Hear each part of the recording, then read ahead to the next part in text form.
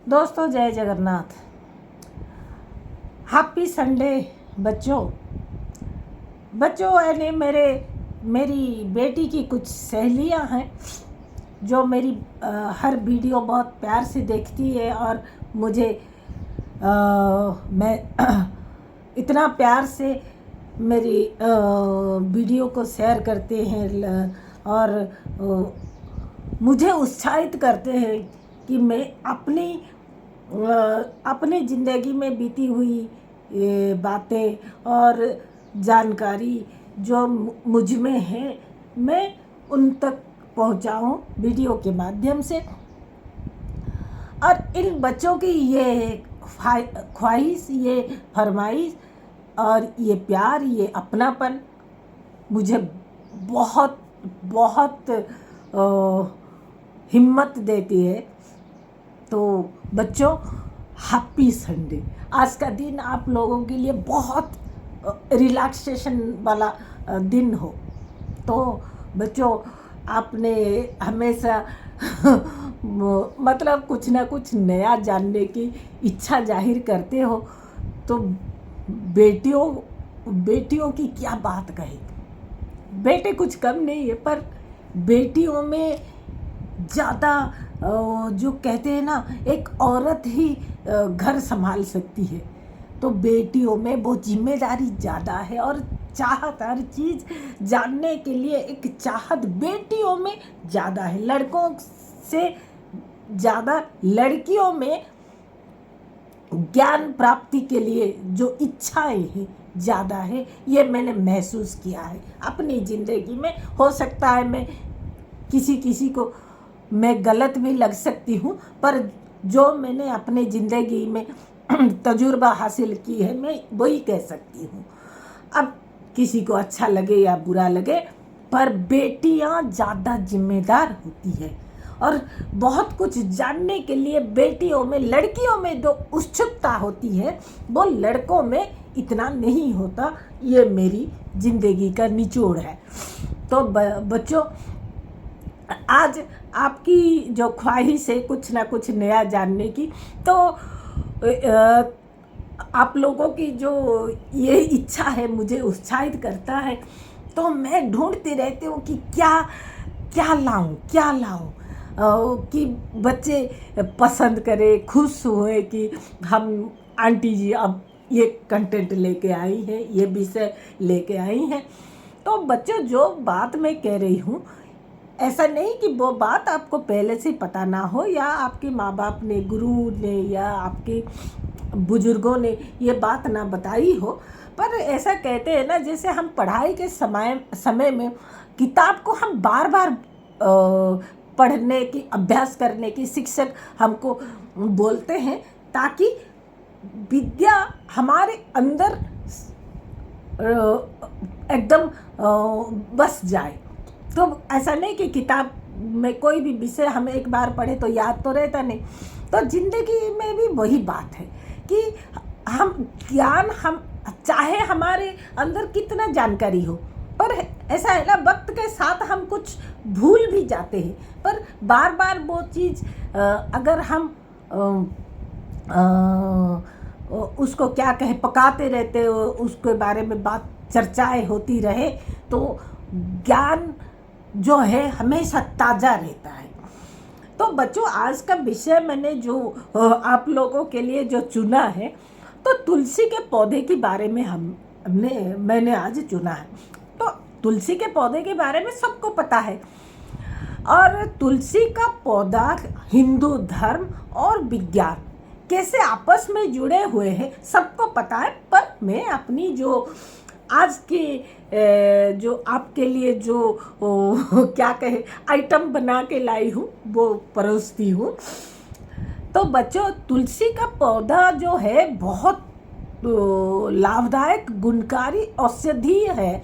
ये तो पूरी दुनिया में तुलसी का जो व्यवहार है, पूरी दुनिया में, सिर्फ भारत में नहीं, पूरी दुनिया में औषध कंपनियाँ, चाहे आयुर्वेद में हो, एलोपैथिक में हो, तो तुलसी का पौधा औषधीय गुण में भरा हुआ है। तो हमारे जो हिंदू धर्म है वो विज्ञान पर आधारित है। यानी तुलसी का पौधे में इतना औषधीय गुण है कि हिंदू धर्म में जो हमारे पूर्वज है, मुनि ऋषियों ने तुलसी को हमारी पूजा में शामिल कर दिए ताकि हर रोज उसका इस्तेमाल हो। तुलसी कम से कम तुलसी के पौधे में हम पानी दें तो उस पानी के 2 बूंद हम ग्रहण करें, एक पत्ता हम ग्रहण करें और तुलसी की औषधीय गुण का हम लाभ उठाएं। तो सिर्फ अगर औषध के हिसाब से हम, मेडिसिन के हिसाब से हम व्यवहार करते तो शायद बीमार के टाइम में इस्तेमाल करते, पर उसको रोज इस्तेमाल करने के लिए हमारे धर्म में उसको शामिल कर दिया गया है। इसीलिए हिंदू धर्म कोई धर्म नहीं, एक लाइफस्टाइल है, जीवनचर्या है। तो तुलसी के पौधे में जो पौधे की जो कहानी है, तुलसी में जब फूल आ जाते हैं तो उसको जटा कहते हैं और तुलसी के जो पत्ते हैं वो नारायण को चढ़ाया जाता है। तुलसी का जो जटा है वो महादेव जी को चढ़ाया जाता है। महादेव जी को तुलसी का पत्ता नहीं दिया जाता और नारायण को तुलसी का जटा नहीं दिया जाता। तो हम जब तुलसी तोड़ते हैं तो जटा के साथ हम तोड़ते हैं। जटा को पत्ते से अलग करके जटा को महादेव जी को देते हैं, पत्ते को नारायण जी को देते हैं।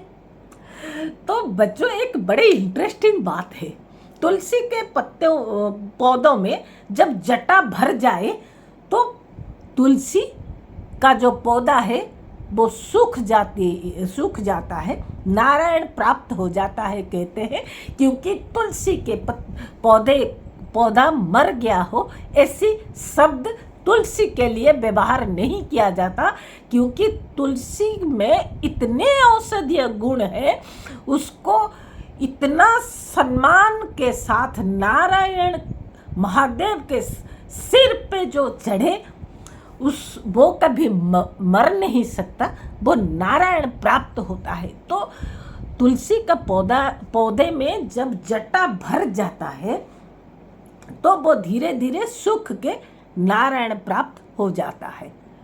तो पर हम अगर वो जटा तोड़ते रहे, जटा निकाल दे पौधे से, तो वो पौधा कभी सूख नहीं जाता, फिर हरा भरा हो जाता है, फिर उसमें ब्रांचेस आ जाते हैं।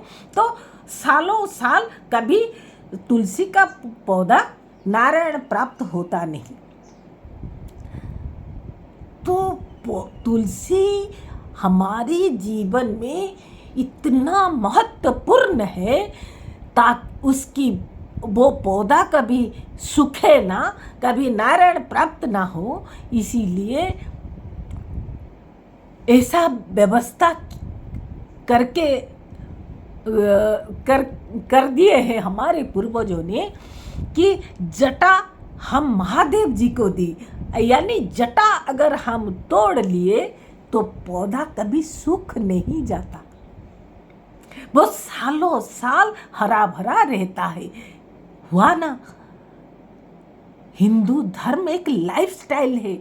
एक पौधे को बचाने के लिए उसको धर्म में देवताओं के साथ इस कदर जोड़ दिया गया कि पौधा कभी सूखे ना, कभी नारायण प्राप्त ना हो, इसीलिए जटा को तोड़ दिया जाए और उस जटा को महादेव जी को चढ़ाया जाए।